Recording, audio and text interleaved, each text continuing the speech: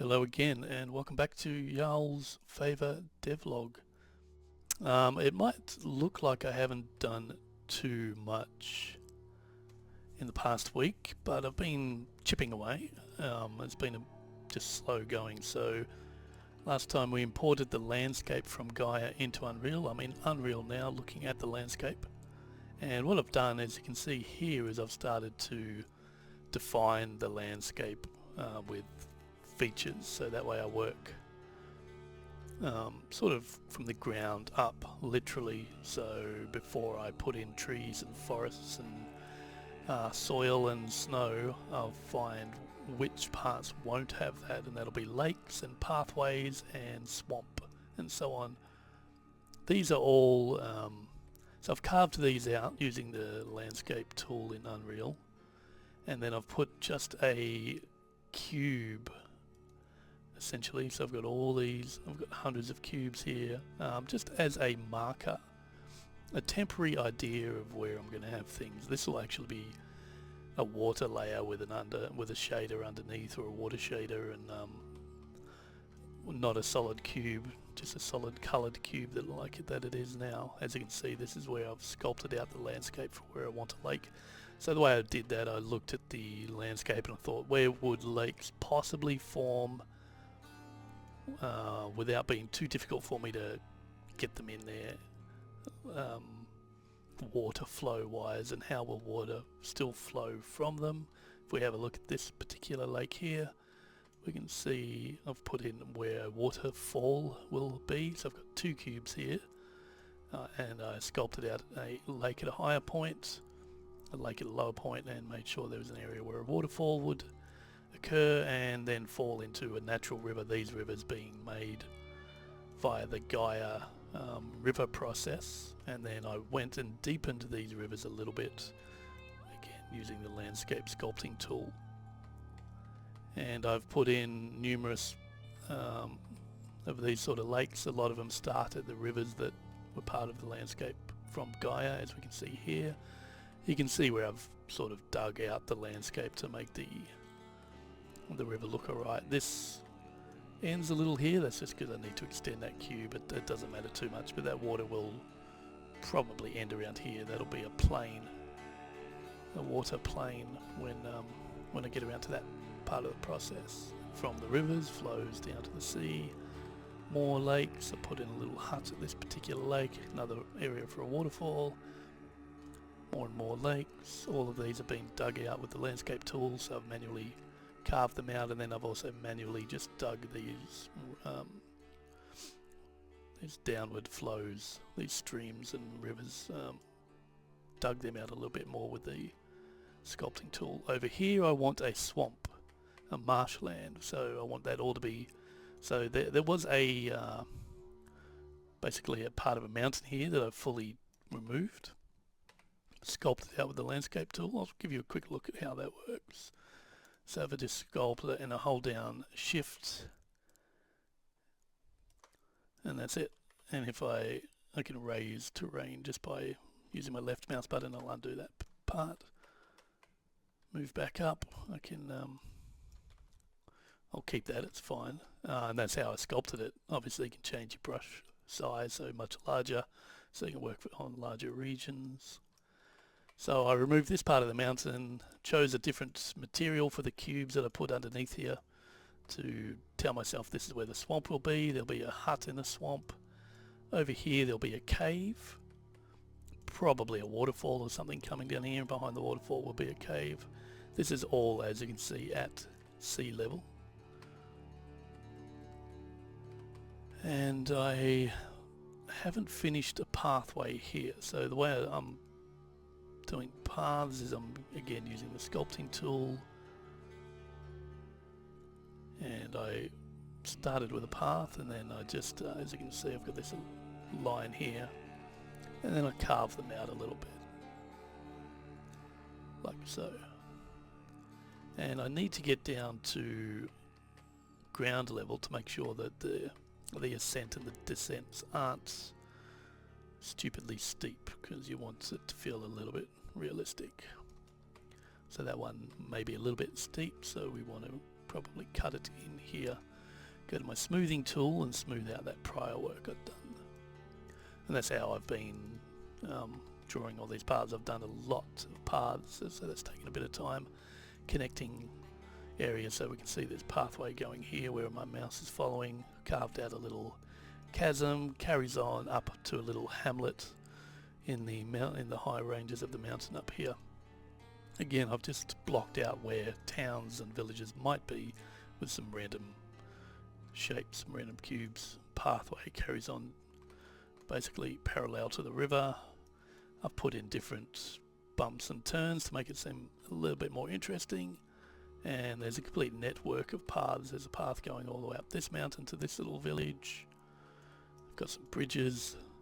Here is the starting village where the game will start. As you can see, there's a person, just to give you perspective of the scale of this map. So if I press play, it should take us in, and I'm in the beginning village that we were just looking at, with what would be towers or feast halls, meat halls, all the working parts of a village, homes and blacksmiths and boat making areas. This village I think will be walled off. That's a game, that's a technique, just to denote you're leaving the tutorial area basically, or the hometown, your hub town, and then you'll follow. I've got a raised path here. I've changed my technique to sunken paths. I haven't done that for this particular path. You can kind of see the lumps leading off. But over there in the distance, where we can see another village across the bay and a little few huts over there, we can see at the head level of this character the pathway over that way is far too far to walk for this particular video without making it too long or speeding it up. So I'll just go back into this view. This is the path we were walking. Again, I'll change that to digging. A dugout pathway is that. Just makes it easier for me to reference, and once I've laid down the path material I might change it up, but at least I know where I'm going to be putting the pathing material. The path material in my landscape texture or landscape material stops procedural generation occurring on it. So if I were to dump a great big forest to mathematically and procedurally populate this landscape, it won't put it on some materials, and one of those will be path material. Therefore I've pre-drawn where my paths will be, so that way they won't be covered with rocks or trees or anything. They'll always be free. And that's the work I've been doing at the moment, just digging out lakes, coming up with interesting pathways to walk, going down to the ground view. This one is quite steep, but that's how it goes sometimes. Maybe I'll fix this one up, have it more zigzaggy. This might be an inn or a tavern halfway on your long journey, and so on, off to another village. More bridges. Another cave over here. Caves will be a whole new, not so much a landscape, but they won't be part of the landscape. What I'll do is I'll puncture a hole in the landscape, and underneath I'll then create a cave system that can dynamically load.